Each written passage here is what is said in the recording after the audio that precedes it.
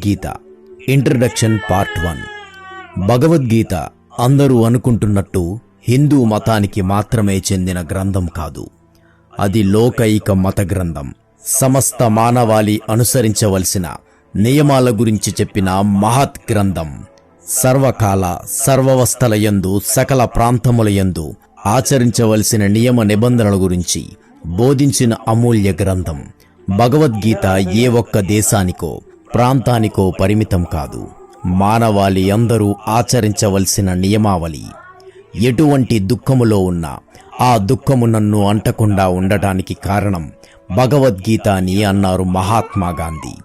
ప్రపంచ సాహిత్యంలో భగవద్గీతకు సాటి రాగల గ్రంథం మరొకటి లేదని అన్నారు బాల గంగాధర్ తిలక్. సంసార సాగరాన్ని దాటడానికి ఒక నావ వంటిది భగవద్గీత అన్నారు పూజ్యులు మలయాళ స్వామివారు. ఇటువంటి గ్రంథము మన భారతదేశానికి చెందింది కావడం మన అదృష్టం. ఎడ్విన్ ఆర్నాల్డ్ అనే పాశ్చాత్య పండితుడు గీత పట్ల ఆకర్షితులై దానిని ఆంగ్లంలోకి అనువదించాడు. గీత సాక్షాత్తు పరమాత్మ అవతారమగు శ్రీకృష్ణుడు అర్జునుడికి ఉపదేశించిన యోగ శాస్త్రము, ఉపనిషత్ సారము. శ్రీకృష్ణుడి వంటి గురువు, అర్జునుడి వంటి శిష్యుడు ఈ అనంత విశ్వములో మరొకరు లేరు అనడంలో అతిశయోక్తి లేదు. వీరి సంభాషణను వ్యాస మునీంద్రుడు అక్షరబద్ధం చేసి మనకు అందించారు. గీతలు ఎన్నో ఉన్నాయి. అష్టావక్ర గీత, అవధూత గీత, రుభుగీత, వశిష్ఠ గీత, హనుమద్గీత, శివగీత, హంసగీత, కపిల గీత, ఇంకా ఎన్నో గీతలు ఉన్నాయి. కానీ భగవద్గీతకు ఉన్న ప్రాశస్త్యము ఆ గీతలకు లేదు. గీత ఉపనిషత్తుల సారం. ఉపనిషత్తులు ఆధ్యాత్మిక వాగ్మయములో విశిష్ట స్థానాన్ని సంపాదించుకున్నాయి.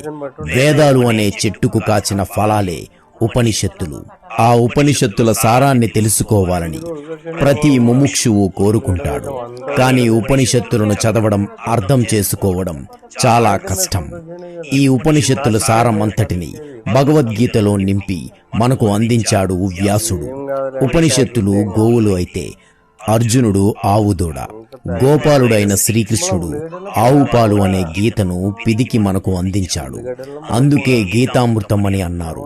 ఉపనిషత్తులు, భగవద్గీత, బ్రహ్మ సూత్రాలు ఈ మూడు ప్రస్థాన త్రయమని అంటారు. భగవద్గీతలో ఎన్నో ఆధ్యాత్మిక విషయాలు, ధర్మ సూక్ష్మాలు ఇమిడి ఉన్నందున ఇది ప్రస్థాన త్రయంలో ఒకటిగా వెలుగుతూ ఉంది. ఈ గీత ద్వాపర యుగాంతంలో అంటే కలియుగ ప్రారంభం కాకముందు చెప్పబడింది. కలియుగంలో ధర్మము క్షీణిస్తుందని, ఒంటి పాదంతో నడుస్తుందని తెలిసి రాబోవు కలియుగంలో మానవులను ఉద్ధరించడానికి భగవానుడు గీతను అర్జునుడికి ఉపదేశించాడు. లేకపోతే ఎన్నో వరములను ఎత్తిన పరమాత్మ గీతను కృతయుగంలోనో త్రేతాయుగంలోనో లేక ద్వాపరమను ఉపదేశించి ఉండేవాడు. అలా చెయ్యకుండా మానవాళిని ఉద్ధరించడానికి ప్రారంభంలో గీతామృతాన్ని లోకానికి అందించాడు పరమాత్మ. కలియుగంలో మానవులకు కలబోయే శోకాన్ని అంతమొందించడానికి గీత ఎంతగానో ఉపయోగపడుతుంది. గీతను ఎవరెవరు చదవాలి అనే సందేహం వచ్చినప్పుడు ఈ సంసార సాగరంలో ఈదులాడుతున్న ప్రతి వారు చదువతగినది అని చెప్పవచ్చును. సంసార సాగరంలో మునిగిపోతున్న మానవులకు గీత ఒక నావగా